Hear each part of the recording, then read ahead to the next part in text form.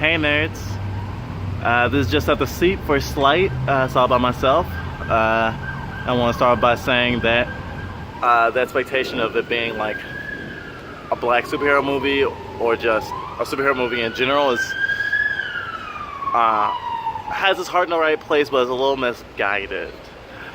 Because looking at the trailer, I can imagine most people who want to see like the main character kind of fight gangbangers with telekinesis is kind of disappointing. But it's not about what the character ends up doing as much as it's about what he does to get there. I mean, of course, it's just another way of saying, oh, it's not about the destination, it's the journey. But I think it's a awesome movie, even if it doesn't get a sequel, which I feel like people might want, but I don't know anything about the hype of the movie in terms of how people were looking at it, other than the fact that it has like a 70% on Rotten Tomatoes, which I usually don't take into account ever because I don't like Rotten Tomatoes for reasons I'll get into in another video, I guess.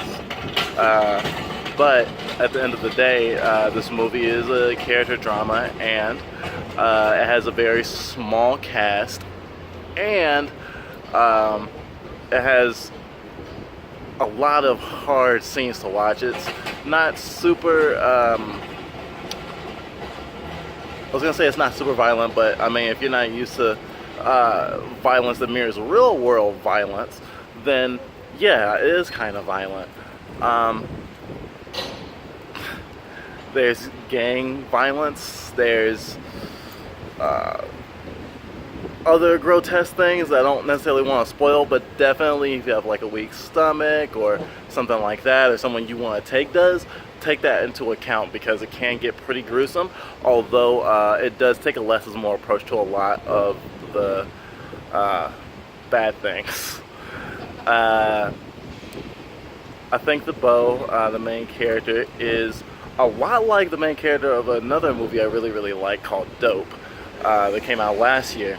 And I think these characters have a lot in common, being smart people who are pushed to do things that are kind of out of their character because of what they care about, or who they care about. The movie has a lot to say about violence, abuse, trauma, the responsibility of parents. There's not a lot of adults in this movie that you can really support. Most of them are kind of neutral, slightly supportive, or just terrible people. I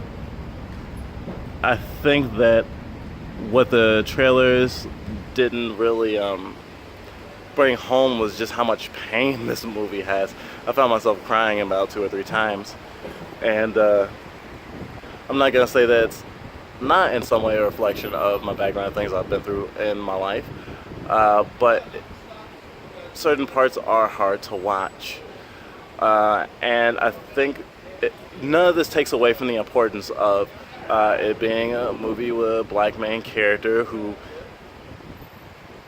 whose one of his best qualities is how intelligent he is, but it does kind of show us that stereotype of like the smart person from or who's in a bad environment, who, you know, is basically pulled down like he's in a barrel of crabs because of situations and obligations and society, because society is all our enemy, right? Especially if you're in poverty.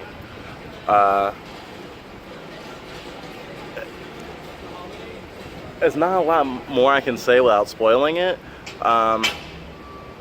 I really want to convince you to see this movie, but I feel like there's not much I can say other than it's something special. And the cinematography's good. It is a bit predictable. However, the emotional payoff, at least for me, was definitely worth it. I definitely would say it's a movie that is enhanced by it being seen in theaters. And it will have you asking a few questions regardless of whether or not you identify with the characters, either through the plot or intentionality or something like that. It's a rather short movie, an hour and a half. It's very tight. I'm very interested in what ended up on the cutting room floor myself.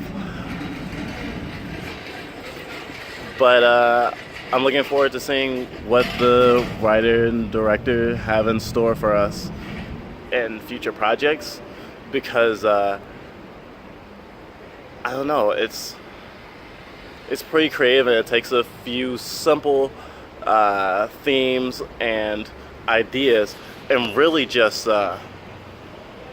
makes a great piece of art. The other huge part of the plot and story is being a magician, and there's a small kind of speech of saying how basically sleight of hand and magic kind of mirror human potential and the mystery of it, and you don't really know what you're gonna get.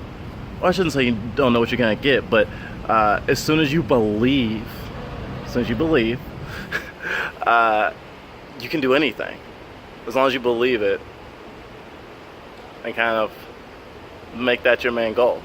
And I think that that's kind of an overarching theme of the movie, and I know that willpower won't get everyone out of severe circumstances, and none of us have the ingenuity nor the plot convenience to be able to do the stuff that Bo does. However, I do think the universal message of trying as hard as you can and not giving up in the most cliche way is definitely there, but I do see a lot of good things I haven't seen in a movie with a male lead in a while that has to do with so much violence. The way the movie deals with masculinity and kind of the gangster way of looking at things, and kind of the respect that is demanded by criminals and men in general, don't really help anyone, and it'll always turn on you in the end. It's not your friend. Even if you wield it and you hurt people with it and you get what you want, eventually it will come back and bite you in the ass.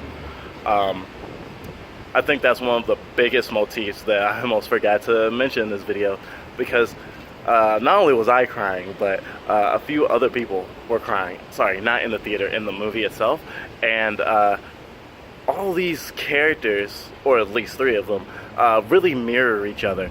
And the circumstances of who has power over who in the scenes where one of the characters breaks down crying is kind of telling of how much we're all alike, and how as much as we think we're better than someone or stronger than someone or whatever, that we can all be reduced to a pitiful pile of pus. I guess I'll see you later, nerds. I hope you like this review.